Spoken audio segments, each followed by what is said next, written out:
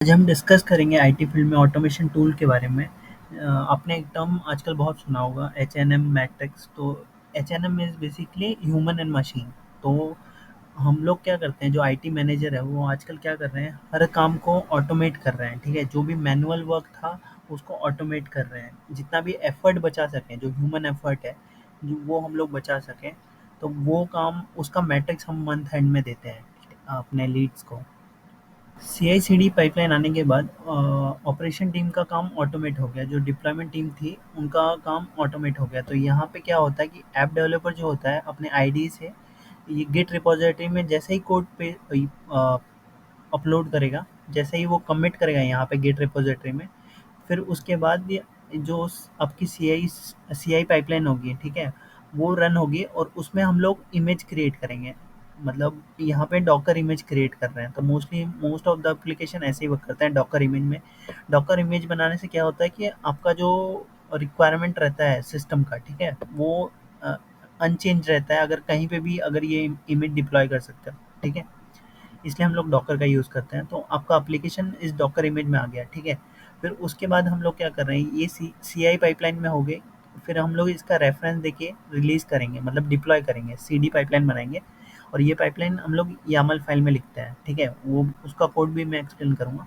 तो यहाँ पे हम लोग एजूर कंटेनर में ये कर सकते हैं, या फिर अगर आप ए डब्ल्यू एस यूज़ कर रहे हो तो ई सी एस, ई के एस, ये कंटेनर सर्विस है, ये कुबरनेट सर्विस है, या फिर EC2 इन्वायरमेंट पे डायरेक्टली आप डिप्लॉय कर सकते हो आपका एप्लीकेशन। ठीक है, फिर वहाँ से डीएनएस के थ्रू लोग एक्सेस कर सकते हैं आपका एप्लीकेशन।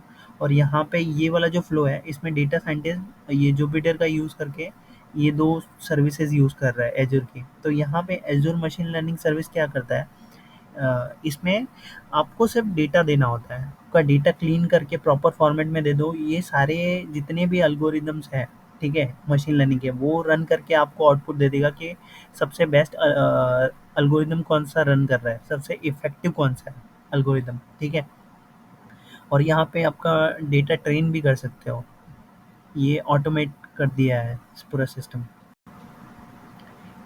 यामल पाइपलाइन बनाने का कोड ऐसे लिखते हैं हम लोग, ठीक है। यहाँ पे हम लोग क्या करते हैं, पहले स्टेजेस देते हैं कि कितने स्टेजेस होंगे, ये आपका सिंगल स्टेज है, मल्टी स्टेज है। फिर स्टेजेस के बाद आता है आपका जॉब आता है, ये एजेंट वहाँ पे डिफाइन करते हैं, और वो जॉब के अंदर हम लोग का स्टेप्स लिखते हैं कि कितने टास्क होने वाले हैं। ठीक है, तो अगर आप कोड देखना चाहते हो इसका, तो ये ऐसे है कि पहले हम लोग क्या कर रहे हैं, यहाँ पे स्टेज दे रहे हैं, स्टेज 1 है कि बिल्ड है, ठीक है। फिर उसके बाद जॉब दे रहे हैं हम लोग यहाँ पे, ठीक है। फिर उसके बाद स्टेप्स डाल रहे हैं हम लोग, ठीक है। फिर ऐसे ही यहाँ पे अगर देखोगे तो हम लोग ने ये सिंगल स्टेज मल्टी जॉब है, तो यहाँ पे एक जॉब डिफाइन किया है और नीचे भी एक जॉब डिफाइन किया है, उसके अंदर स्टेप्स डाले हुए हैं। ठीक है, ऐसे ही सिंगल स्टेज में हम लोग ने डायरेक्टली स्टेप्स लिखा हुआ है और टास्क डाला हुआ है। ठीक है,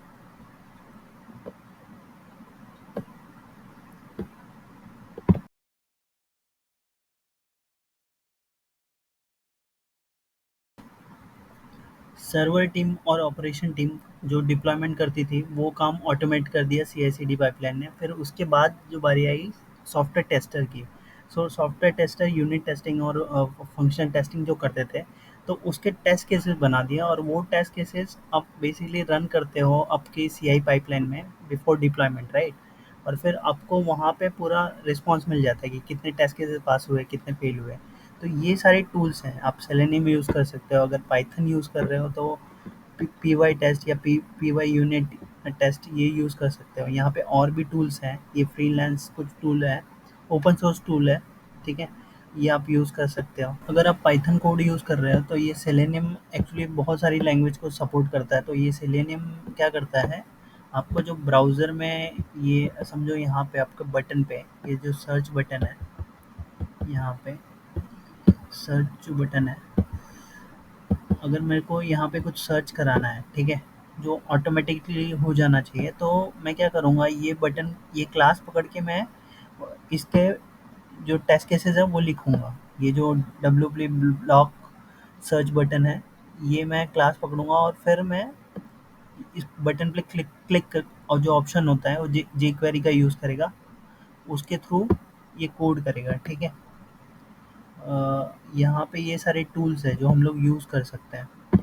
सेलेनियम हुआ, पीवाई टेस्ट हुआ, रोबोट फ्रेमवर्क हो गया, यूनिट टेस्ट हो गया, ठीक है? ये सारे फेमस टूल्स हैं। ऐसे ही हम लोग जो अपना पावर शेल है, उसके लिए एक अलग टूल आता है पेस्टर करके, ठीक है? हम लोग ये इंस्टॉल करेंगे और फिर उसको हम लोग अपने पाइपलाइन में रन करके ये आउटपुट आएगा यहाँ पे। जो जो हमने टेस्ट केसेस बनाए हैं, ये टेस्ट केसेस रन करके वो आउटपुट देगा कि कितने टेस्ट केसेस पास हुए या फेल हुए। यहाँ पे इसने ऐसे हमने को जो जेकोको लाइब्रेरी है वो इंस्टॉल करना पड़ेगा अपनी पाइपलाइन में। फिर पाइपलाइन में कोड लिखते टाइम ये पेस्टर इंस्टॉल करके यहाँ पे हमने को ये देना पड़ेगा कि कहाँ पे अपना ये जो डेटा है, जो आउटपुट है वो यूनिट टेस्ट आएगा अपना। ये जो एन यूनिट यूज़ किया हुआ है, एक्सएमएल फाइल कहाँ पे बनेगी, ठीक है? और ये जेको को पब्लिश करेगा, ठीक है? फिर ये रही अपनी पाइथन यामल फाइल, ठीक है? ये यामल फाइल अपनी पाइपलाइन में इंटीग्रेट करेंगे। फिर उसके बाद ये टेस्ट केसेस लिखा हुआ है यहाँ पे। जैसे यहाँ पे इंपोर्ट किया हुआ है और ये टेस्ट केसेस का नाम हो गया, ठीक है?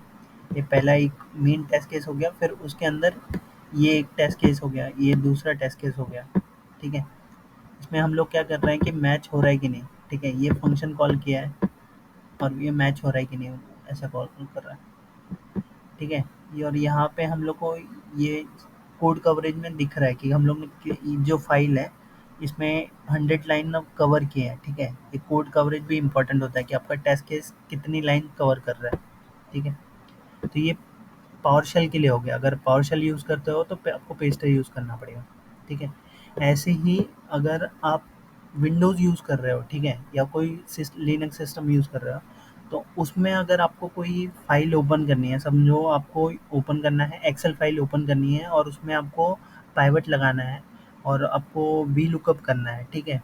तो आप वो टास्क यहाँ पे जैसे मैक्रो वर्क करता है अपने एक्सेल में, वैसा ही सेम यूआई पाथ है। इसका 2 कम्युनिटी एडिशन भी आता है और एंटरप्राइज़ एडिशन भी आता है। तो ये यूज़ कर सकते हो। आपको जितने भी क्रॉन हो गए, क्रॉन जॉब्स हो गए, वो सब ऑटोमेट कर सकते हो। आपका पीसी मतलब सर्वर पे आपको कुछ काम करना है, कोई फ़ाइल आपको निकालनी है वहाँ से, डिलीट करनी है या उसको अपडेट करना है, तो भी ऑटोमेटेड कर सकते हो everything using this UI path, ठीक है? डिप्लॉयमेंट और टेस्टिंग ऑटोमेट करने के बाद बारी आती है कोडिंग और थीमिंग की, ठीक है? तो हम लोग चैट जीपीटी का यूज़ कर सकते हैं और इससे भी एडवांस टूल अवेलेबल हैं इस समय, जो आप डायरेक्टली इंटीग्रेट कर सकते हो अपने विजुअल स्टूडियो में। तो आप डायरेक्टली आपका कोड वो एनालाइज करेगा और फिर आपको इनपुट देगा कि अगर आपको कुछ चाहिए, आपका कोड लिखवाना है उससे, तो आप अच्छे प्रॉम्प्ट दीजिए और वो खुद कोड लिख के दे देगा। अगर आपको चाहिए कि वो फॉर ईच लूप में घुमाए, इतनी बार घुमाए, वो कंडीशन लिखे, तो वैसा प्रॉम्प्ट दोगे तो चैट जीपीटी अपने आप रिस्पॉन्स में आपको वो कोड बना के दे देगा। जैसे इस केस में मैं ई क्लासिफाइड वेबसाइट, यहाँ पे मैंने उसको एक रोल असाइन किया सॉफ्टवेयर डेवलपर का और फिर मैं उसे डिमांड कर रहा हूँ कि मुझे ई क्लासिफाइड वेबसाइट बनानी है। तो यहाँ पे उसने मुझे टेक्नोलॉजी दे दी, ठीक है? थोड़ा सा ओवरव्यू दिया कि क्या क्या फीचर हो सकते हैं। फिर एक्सप्रेस डॉट जेएस में, ठीक है, ये इसने मुझे कोड लिख के दे दिया, ठीक है? और ये कोड हम लोग वेरीफाई कर सकते हैं। और अगर मैं यहाँ पे ये करता हूँ कि now write down same code in Python, right? Write down same code in Python,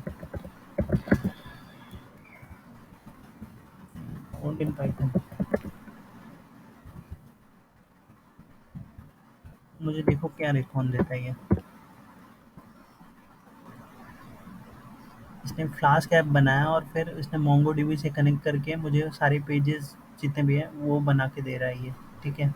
तो मुझे ये कोड मिल गया। मैं डायरेक्टली नाउ यहाँ पे लिस्टिंग पेज है, ठीक है? तो मैं अगर इसका थीमिंग करना चाहूँ तो थीमिंग पे मैं करा सकता हूँ, क्रिएट टेम्पलेट थीम,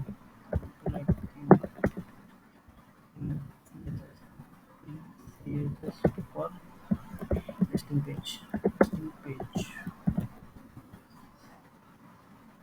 मुझे ऊपर कोड लिख के दिया, यहाँ पे मुझे इसने सीएसएस भी करके दे दिया उस पेज का, ठीक है?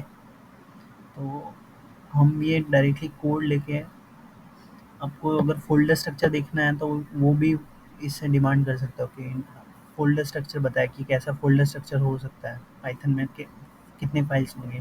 तो यहाँ पे हम लोग folder structure, print folder structure, यहाँ पे अगर कमांड देते हैं ये प्रिंट फ़ोल्डर स्ट्रक्चर,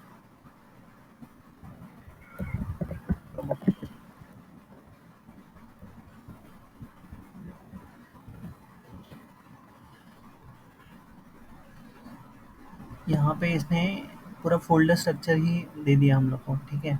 डेटाबेस कहाँ पे होगा, कैसे होगा, यहाँ पे चाहिए तो आपको एक्सप्लेन भी करेगा एक-एक पॉइंट, ठीक है। तो आप ऐसे मल्टीपल टाइम प्रॉम्प्ट दे के आप इससे अच्छा आउटपुट जनरेट कर सकते हैं, ठीक है। बट आपके प्रॉम्प्ट में दम होना चाहिए। अब हम ट्रेंडिंग टॉपिक सीखेंगे कि ऑटो जीपीटी क्या होता है, एजेंट जीपीटी क्या है, ऑटोजन क्या है। तो मैंने एग्जांपल के लिए ये 3 जगह पे 3 जो अपने फेमस एआई चैटबॉट हैं, उनको मैंने ये सेम क्वेश्चन पूछा, ठीक है। इन तीनों का डिफरेंस, पहला हमने चैट जीपीटी को पूछा, फिर बार्ड को पूछा, फिर मैंने बिंग को पूछा, ठीक है। बट मुझे इसमें चैट जीपीटी ने तो बोला कि ये डेटा ट्रेन नहीं है इसके पास, ठीक है। फिर यहाँ पे बार्ड में इसने गूगल से कॉपी पेस्ट करके कुछ तो दे दिया मुझे, बट मुझे वो सेटिस्फैक्टरी नहीं लगा, ठीक है। फिर बिंग में भी उसने मुझे कुछ लिंक का डायरेक्टली कॉपी पेस्ट करके ऑप्शन दे दिया है। बट मैं आपको यहाँ पे गूगल करना ही पड़ा मेरे को, अगर इसका मीनिंग समझना है मैं आपको समझाता हूँ कि ऑटोजन क्या होता है। तो ऑटोजन बेसिकली मल्टीपल एजेंट्स बनाता है, ठीक है। ये माइक्रोसॉफ्ट ने ये डेवलप किया था ऑटोजन, ये पेपर जो है पब्लिश माइक्रोसॉफ्ट ने किया था। तो यहाँ पे ये क्या कर रहा है, मैंने एक्चुअली यहाँ पे एक वीडियो बनाया हुआ है, ये डिटेल में समझाया है, बट मैं ओवरव्यू दे देता हूँ यहाँ पे। तो यहाँ पे मल्टीपल एजेंट्स होते हैं ऑटोजन में, ठीक है।